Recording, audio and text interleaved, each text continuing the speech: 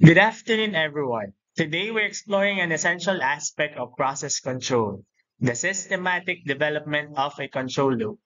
In this lesson, I aim to walk you through the step-by-step process of developing a control loop.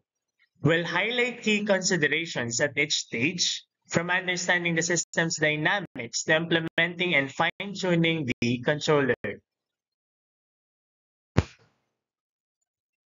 Let's define a control system. Control systems are essential in modern industries for maintaining process stability, improving efficiency, and ensuring safe operation. Developing a control loop for a process involves a systematic series of steps to achieve precise and reliable control. Control loops in the process control industry work in the same way, requiring three tasks to occur: measurement, comparison, and adjustment. We have here a figure of a simple control loop. So in this figure, a level transmitter measures the level in the tank and transmits signal associated with the level reading to a controller. So this is your controller LIC. So the controller compares the reading to a predetermined value. So in this case, the maximum tank level established by the plant operator and then finds the values are equal. The controller then signals to the device that can bring the tank level back to a lower level. A valve at the bottom of the tank, the valve opens to let some liquid out of the tank. Now let's proceed to the steps in developing a control loop for a process. First, define the process requirements.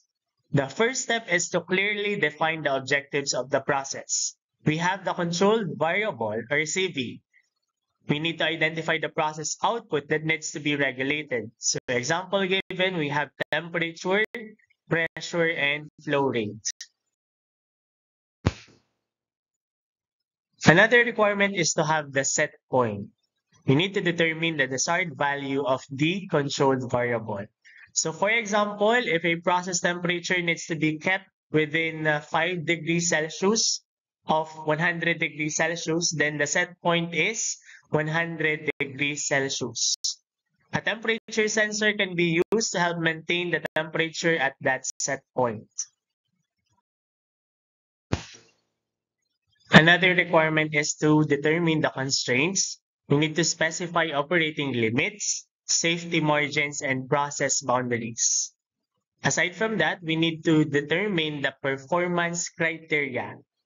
We need to define metrics such as response time, steady state accuracy, and overshoot tolerance.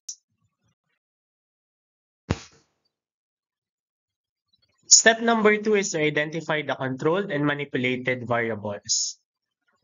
The measured variable is the condition of the process fluid that must be kept at the designated set point. The factor that is changed to keep the measured variable at set point is called the manipulated variable. Step 3 is to develop a process model. A process model describes the dynamic relationships between the manipulated and controlled variables. This model can be derived using first principles modeling, which is based on the physical laws such as mass, energy, and momentum balances. We also have empirical modeling, which is using process data to fit a mathematical representation. Example given as are the transfer functions or the state space models. As you can see in the figure, we have the process model for temperature control system. We have the desired temperature, the regulator comparator, the heating system, control temperature, and our temperature sensor.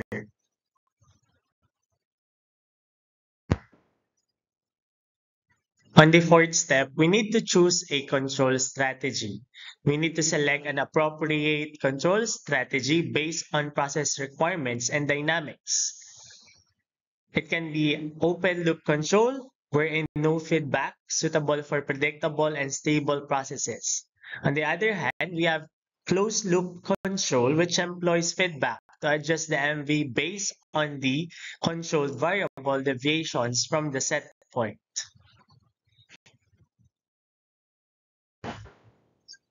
The main components of the open loop control are the controller and plant, or the processing system. The input is supplied to the controller, which produces an actuating signal or control signal.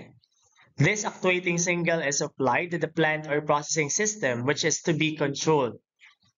The major disadvantage of an open loop control system is that it is poorly equipped to handle the disturbances, which may reduce its ability to complete the desired task. In the closed loop control, the error detector or comparator accepts input signal and the feedback signal to produce an error signal, which is the difference of input and feedback signals.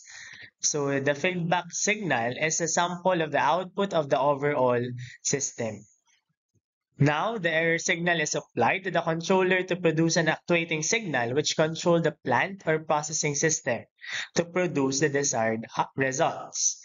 Therefore, in a closed loop control system, the input in the system is automatically adjusted to produce a desired response from the system.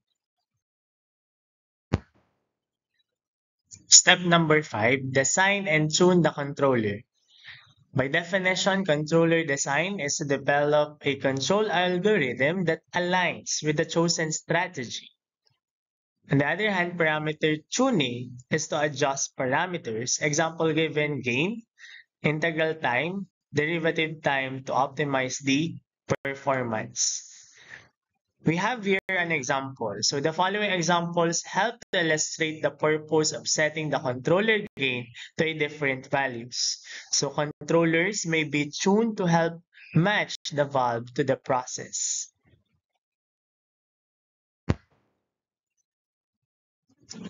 Fast process may require less gain to achieve stability. So here, a small volume liquid process. Next, the slow process may require higher gain to achieve responsiveness. So this is a large volume gas process. So fast and slow process may require different controller gain setting. Step 6 is to implement the control system. Hardware selection. It is a must to choose controllers, example given, PLCs, DCS, the proper sensors and actuators in our control system. Next, integration. It is a must also to ensure proper configuration, wiring, and calibration of all the components. Moreover, in the programming side, we need to implement the control logic in the controller using languages such as ladder logic or function block diagrams. Step number 7 is to simulate and test the system. So before deploying the control system, simulate its behavior under various scenarios. In order to simulate, we can use simulation tools. So use software like MATLAB Simulink or LabVIEW. Testing conditions. We need to introduce set point changes and disturbances to evaluate system performance. Last is to analyze. In analysis, we need to assess the response time, stability, and steady state accuracy. As you can see here, we have the different tools that we can use in the simulation of our control loop system. After simulating our control loop system, we need to deploy and monitor the control loop. So first, deployment. Install the control system in the actual process environment. In monitoring, continuously observe performance metrics such as set point tracking and disturbance rejection. Fault detection, identify and address any issues promptly.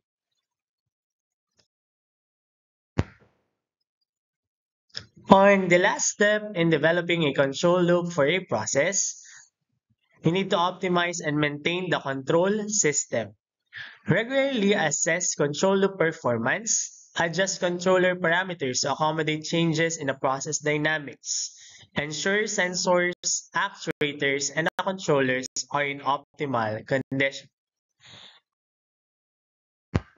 To sum up, developing a control loop for a process involves understanding the system requirements, modeling its dynamics, designing and tuning a controller, and implementing and optimizing the system. Following these steps ensures a robust and efficient control system that meets performance and safety objectives, making it integral to industrial and engineering applications. That would be all for my report in the steps and developing a control loop for a process. Thank you and God bless.